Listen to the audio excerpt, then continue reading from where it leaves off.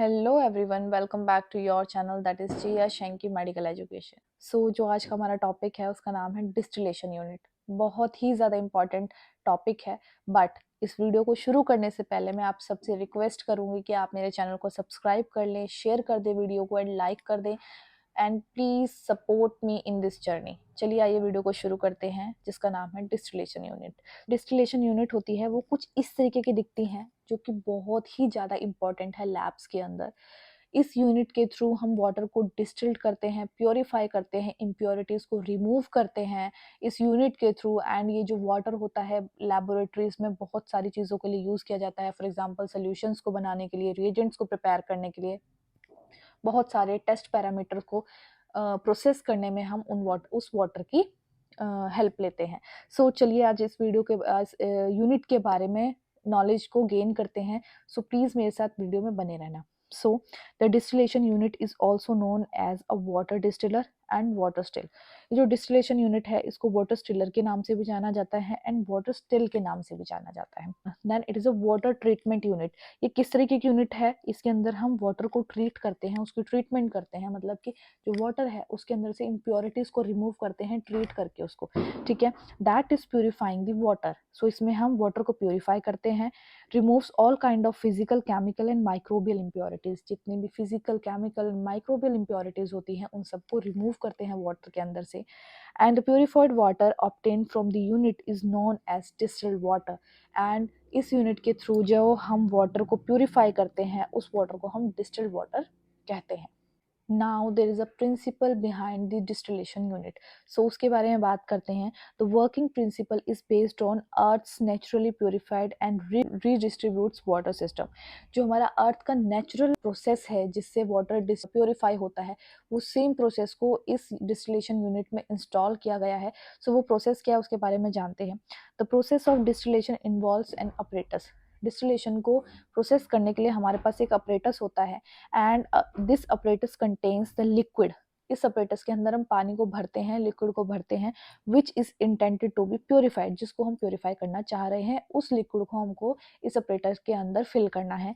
when the liquid is heated, अब उसके बाद इस लिक्विड को हीट करेंगे। जब ये लिक्विड हीट होगा तो वो कन्वर्ट होगा वेपर्स की फॉर्म में एंड ये जो वेपर है वो सेपरेट होगा फ्रॉम द इम्प्योरिटीज। देखिए, जो वाटर है वो हीट किया, वाटर हीट होने के बाद वेपर की फॉर्म में कन्वर्ट हो गया।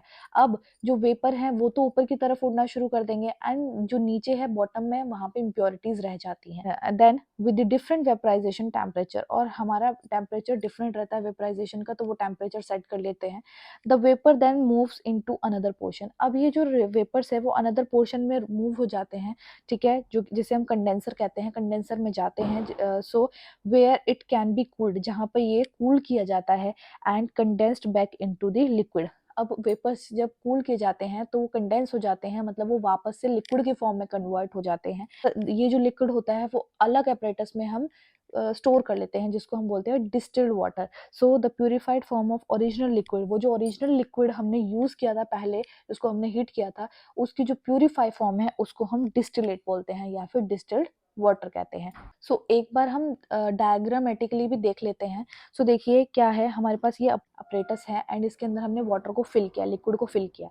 अब इस लिक्विड को हम क्या करेंगे, हीट देंगे एंड हीट देने की वजह से इम्प्योरिटीज यहाँ पे रहेगी एंड जो वाटर है वो वेपर की फॉर्म में वेपराइज होना शुरू हो गया। अब ये जो वेपर है ये कंडेंसर है, यहाँ पर क्या है, वाटर आता है, ठीक। एंड इसी कंडेंसर के अंदर जो वाटर है वो कूल किया जाता है, ठंडा किया जाता है एंड कूल होने के बाद वो जो वेपर्स हैं वो ड्रॉपलेट्स की फॉर्म में हमारे सेपरेटर्स के अंदर स्टोर हो जाते हैं। इस तरीके से जो इम्प्योर वाटर है उसको हम प्योर वाटर में कन्वर्ट करते हैं जिसको हम बोलते हैं डिस्टिल्ड वाटर।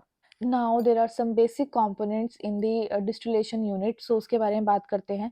जो डिस्टिलेशन यूनिट होती है इसके अंदर बॉइलिंग चैम्बर होते हैं with heating coils, inlet and outlet valves होते हैं इसके अंदर, कंडेंसर होता है इसके अंदर, a cooling system over the condenser, condenser के ऊपर कूलिंग सिस्टम भी होता है, वाटर स्टोरेज टैंक या फिर कंटेनर होता है जिसके अंदर हम वाटर को स्टोर करते हैं, एक्टिवेटेड कार्बन पोस्ट फिल्टर भी इसके अंदर होता है।